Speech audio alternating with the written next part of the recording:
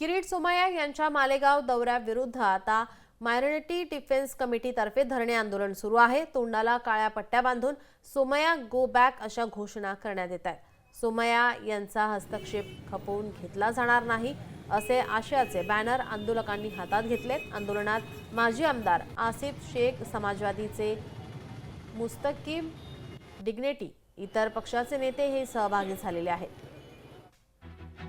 किरीट सोमय्या यांच्या दौऱ्याचा विरोध केला जातोय।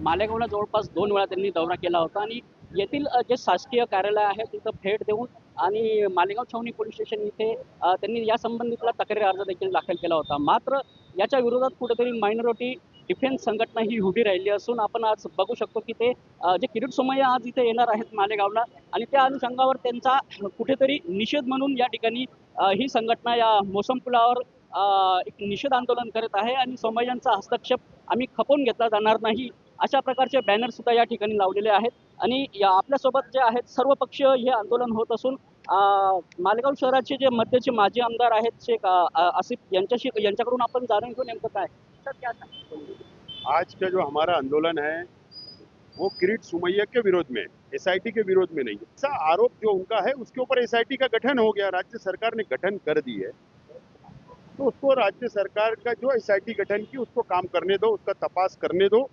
लेकिन बार बार मालेगांव में आना और यहाँ के लोकल प्रशासन पर दबाव बनाना, इसका हमारा विरोध है। मालेगांव को क्यों बदनाम किया जा रहा है? हम पूरे मालेगांव शहर के लिए लड़ रहे हैं। हमारा इसमें एक ही मकसद है कि मालेगांव शहर की बिला वजह बदनामी बंद होना चाहिए। इन्वेस्टिगेशन जो चल रही है, जब इन्वेस्टिगेशन रिपोर्ट आएंगी सरकार को दी जाएगी, सरकार ने उसमें बताना क्या हुआ क्या नहीं।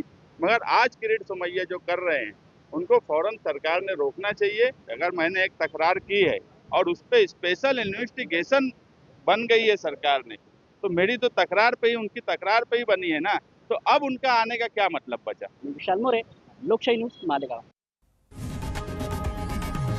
लोकशाही मराठी ऐका, पहा, जागरूक रहा।